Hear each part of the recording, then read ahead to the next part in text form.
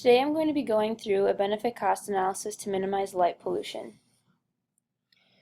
Light pollution is an ongoing issue in many urban areas that rarely gets addressed.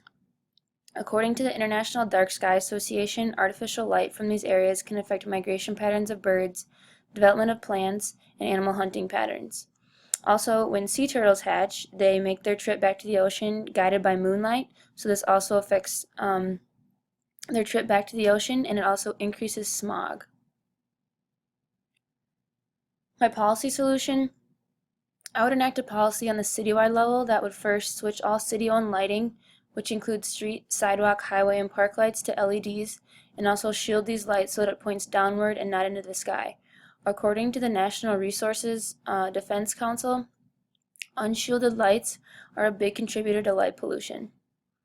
Next, I wouldn't allow nighttime lighting for businesses that are closed at night, so they wouldn't be allowed to light their structures or keep their sign lights on. And then finally, large structures like the convention centers or arenas are only to be lit at night when they're being utilized. So for the following benefit cost analysis, I'm just using New York City as an example. On the New York City government website, it gives us these numbers for the amount of lights that their city uses. It's a total of about 300,000 lights. Alright, so first are the most obvious costs, which will be the new lights, the new shields, and the labor costs. I got most of this data from websites online that sell LED lights, so places like Home Depot, and I just chose a price that was somewhat in the middle of the lower and higher end. Obviously these costs are just estimates, but we can get a pretty good idea of what the materials will cost for this project.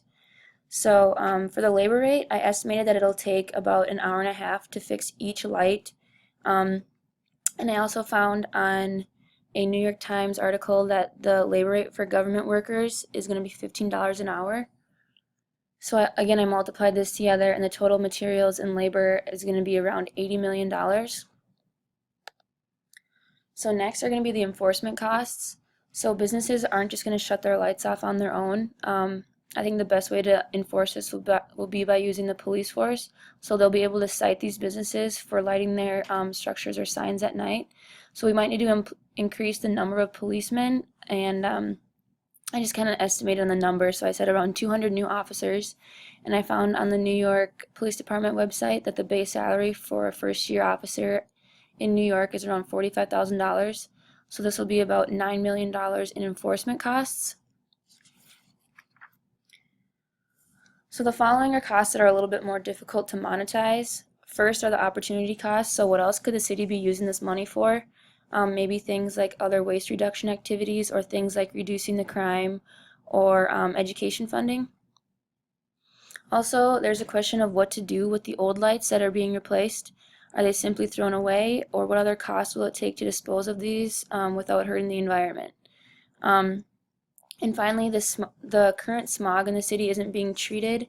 The amount of smog produced is just being reduced by using these different lights. So moving on to the benefits. According to the Clean Air Campaign, smog affects mainly the respiratory system, but also the heart and immune system.